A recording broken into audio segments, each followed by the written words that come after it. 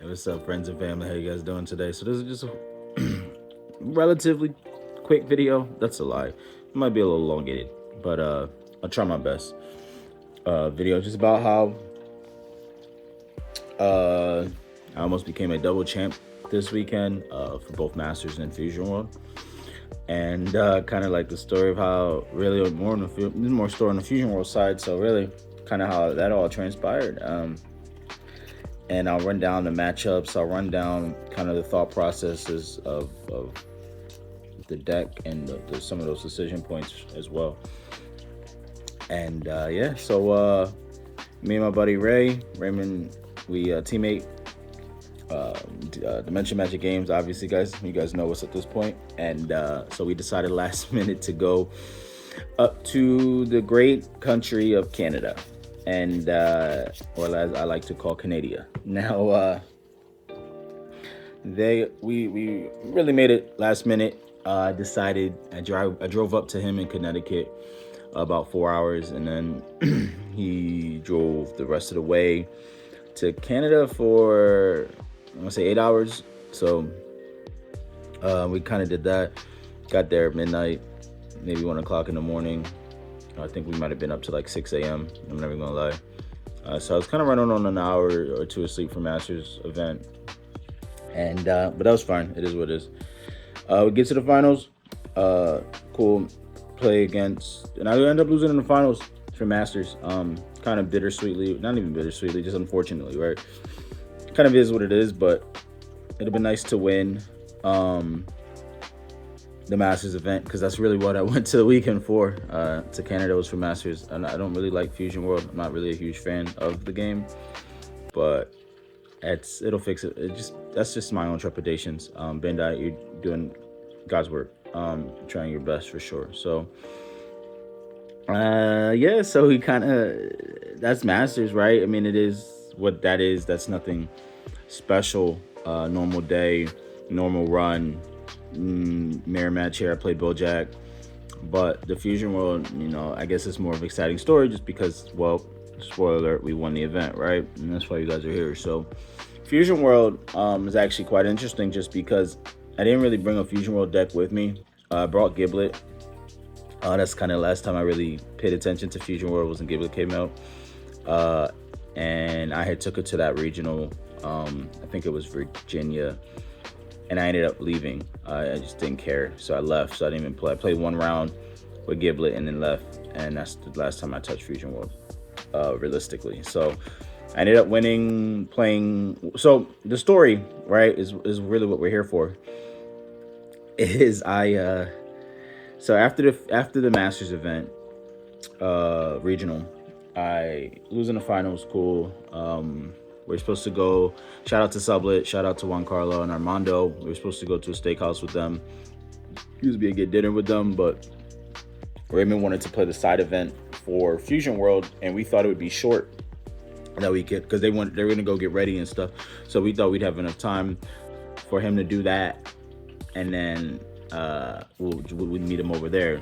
Well, that didn't happen. It was a lot longer than we thought it would have been, or anyone for that matter. But we ended up, so Raymond wants to enter the event. I don't feel like sitting around, so I'm scrambling around. I'm asking, hey, can I borrow a deck? I'm making friends, meeting friends, strangers, friends, and this and that from and just, hey, can I borrow a deck? Can I borrow a deck? Anybody got a deck I could borrow? I don't have anything with me. I don't have a single Fusion World card with me, obviously, right? Because I'm here for Masters. I mean, that was also the Masters day, so I mean, it's only probably about 20 people in the room at this point for Fusion World because of the side event. So I'm asking everybody. Shout out to homie sits next to me. I ended up having to play Raymond in the first round for the side event. And as I'm sitting next to him, the guy walked me and Raymond just like, well, we don't have to like worry about playing at the particular moment. Maybe sit next to me. I had the Giblet, or no, someone gave me a deck. I'm lying. No one gave me a deck, but I didn't want to play it. I don't even know what it was. That's how bad I didn't want to play it. But maybe sit next to me. I'm like, yo, you got a deck I could borrow? And he's like, oh, are you guys looking for a deck? My buddy Mateo sent me over, or like he told me about you guys. So I'm like, oh yeah, say less. I was like, what you guys? Oh, I got a whole thing of decks, like 6 decks, whatever you want to play. I'm like, oh, do you have the new Sin deck? Do you have the new this deck, that deck? And he's like, no, I don't have any new stuff. I'm like, okay. Now they Piccolo? No, I don't have anything. Okay, it's all good. So I'm like, all right, cool, whatever. So he has Goku Black. He's like, I got the promos, the TPs. I was like, all right, say less. I was like, you got the Sin stuff in there? He's like, no, I don't have the new cards yet. I'm like, all right, I'll just play your Goku Black deck. That's fine. So shout out to him. He let me borrow the deck. It doesn't matter. Side event. And I go at X1 with Goku Black. I don't really care for the deck that much. He ends up leaving. Shout out to homie. He's like, oh, just bring it back to me tomorrow. Like, mad trust, right? Shout out to him for sure for that. I appreciate you, Doug. And so move forward to the next day or that evening. I'm like, I really don't kind of care to play anyway. I don't have a deck. I'm sorry. So I don't have a deck. I don't know what's going on. I'm just here for Raymond.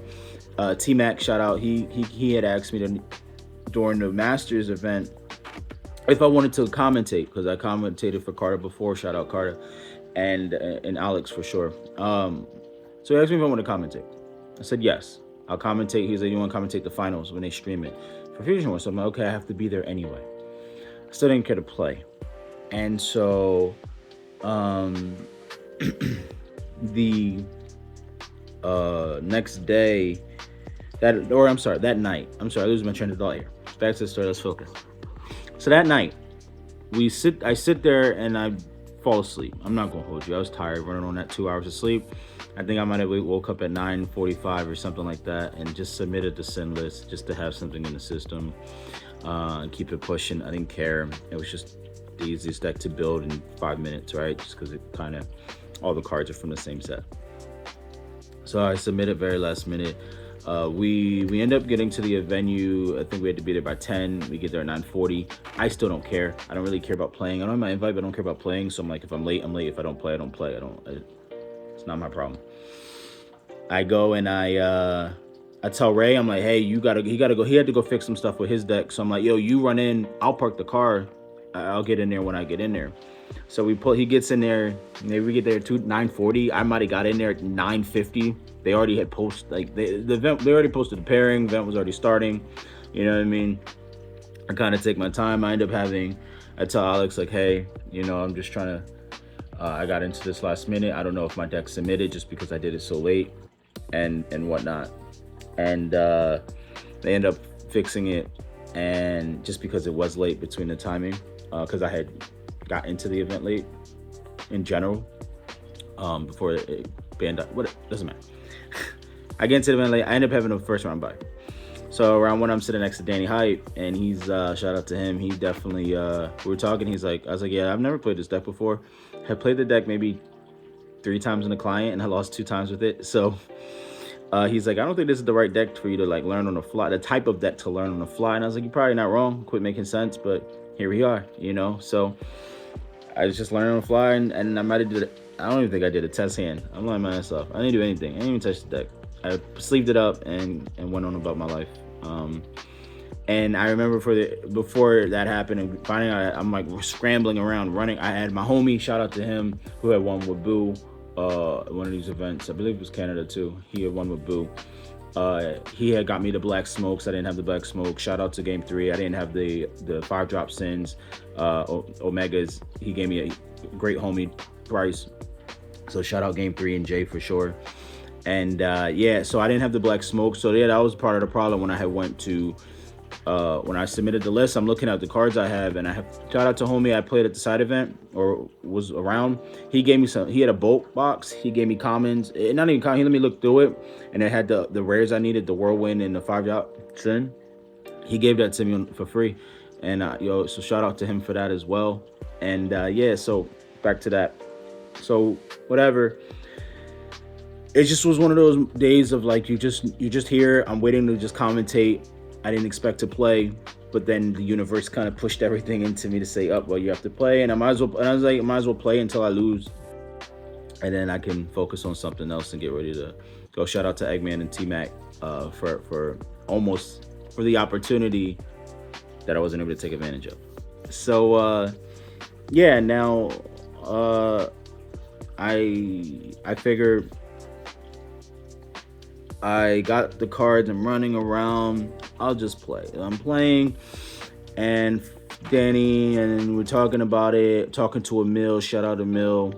He had won the side event that day prior with Sin. So he's talking about the permutations. He's talking about the lines and the math and the sequencing and this and that. I ain't do none of that. I ain't gonna hold you. But I appreciate it because he's not wrong. I don't know.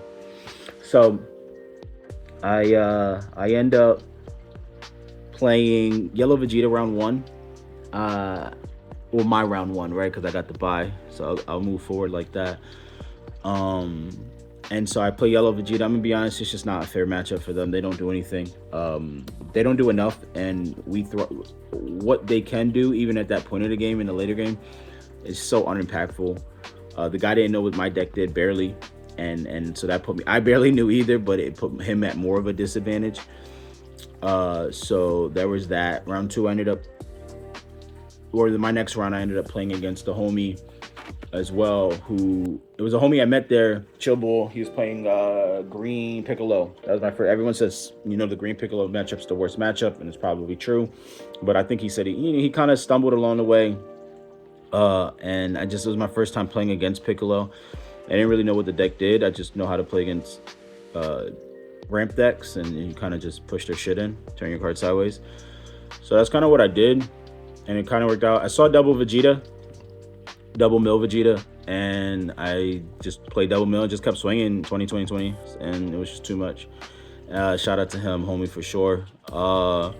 Then the next round I played against Boo, which was the homie, ironically, who let me borrow the Goku Black deck. So that was, kind of unfortunate, just because if it wasn't, shout out, right? Like you get somebody like that, you meet somebody new, and they just look out for you like that. It's just all love for life, for sure. And so we ended up playing, and he had just played against Emil, I believe, and he said that, and he ended up beating Emil on Sin. And after our game, we talked about it a little bit. He said, yeah, I play again. I figured out how to beat against Blue Sin with Boo. Is you just play the control game, you control their hand, and you let the game go a little bit longer, and then you just kind of win that war of attrition. So he slows the game down a bit.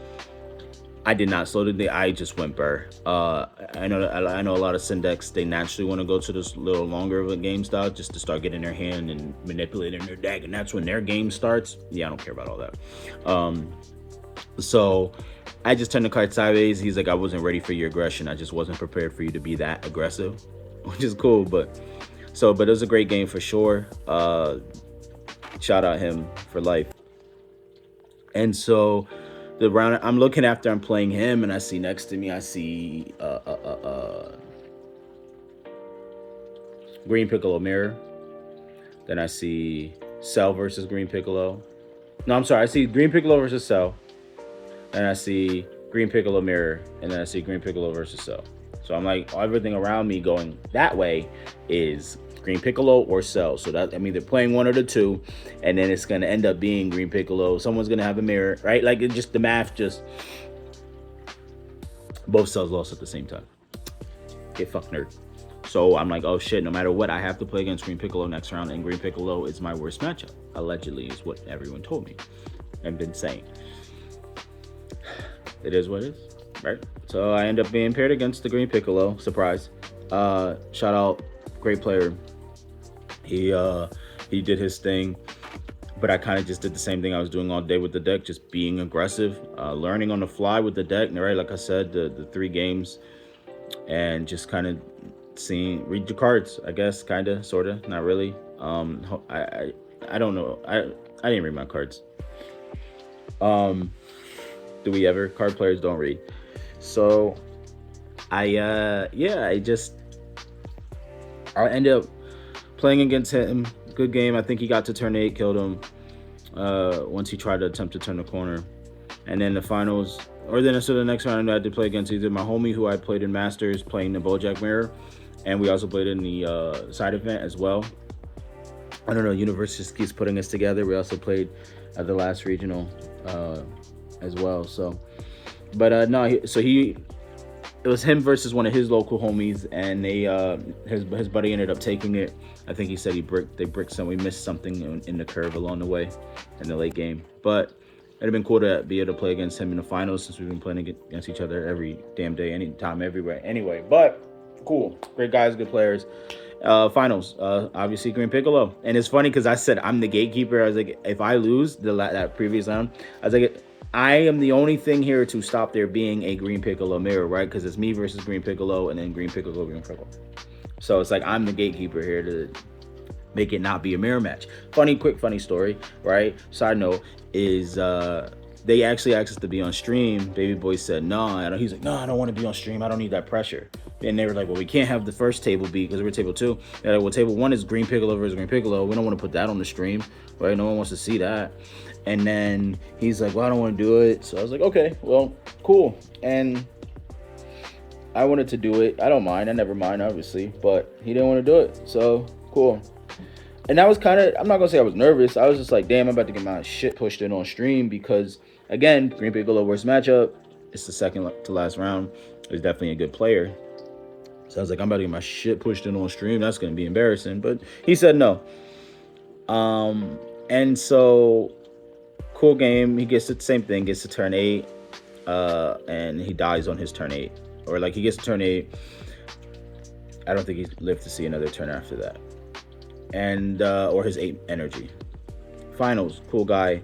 I get their finals. And you guys can see that one on the stream. Just turn your card sideways. I know he kind of missed the Gohan on 4. He kind of bricked, or I just at least missed that part of the curve. But at this point I'm like, I already played against 2. And I know this, and they did not miss their curve. It wouldn't have mattered. I know in theory you're like, oh well, if we seen it and blah blah blah, it's hard to know. Well, I saw the outcome of when they did it, and it didn't make the difference if they got to the Gohan a turn sooner. Because the way I play it is they just they're dying anyway by the time they get there. So yeah, you're ramping, but you're at 2 life. You got 4 cards in your hand, and so okay, cool. Which is where I wanted them to be. Which now let me get to the important part of the matchup of Green Piccolo, which is the worst matchup.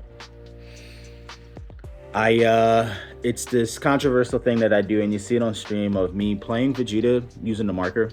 And the theory behind this is the same thing, and I'll explain it.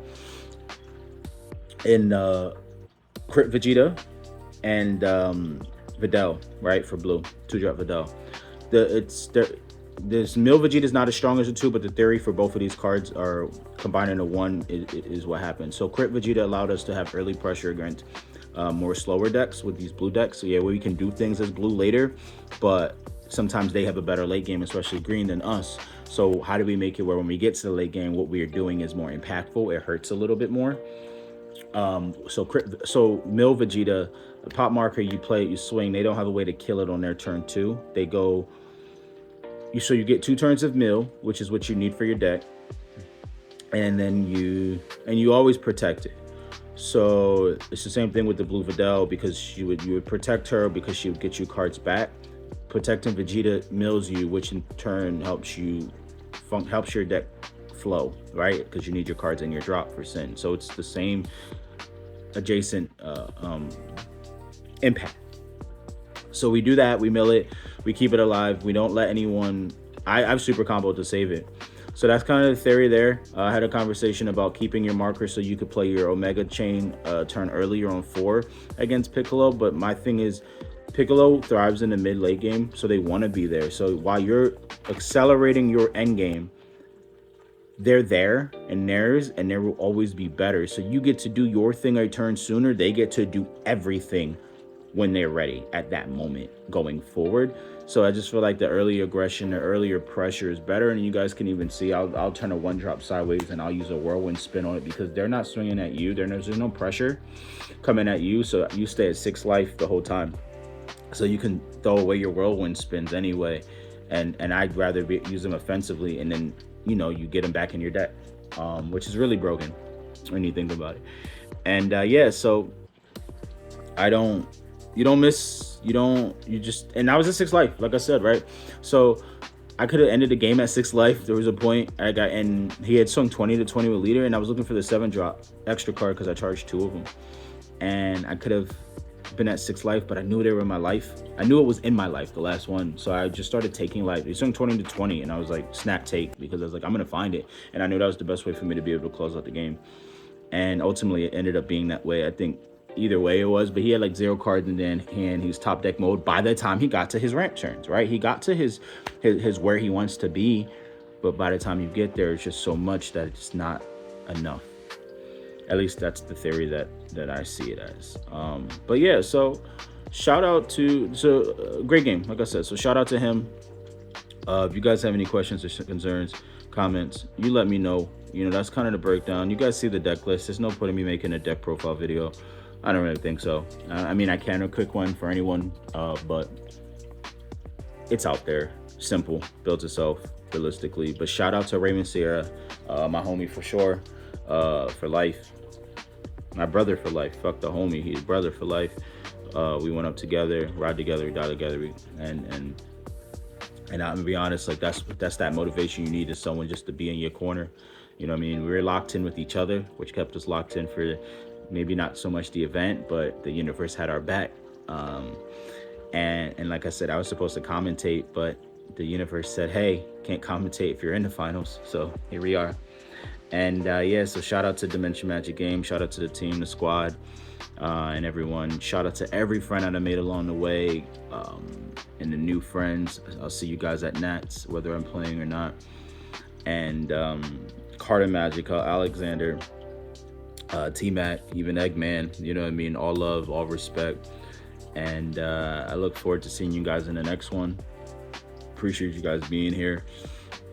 It's kind of a wild, crazy story. I know there's probably some details I missed, but at the end of the day, you know, we persevere, we make it through. So, doses.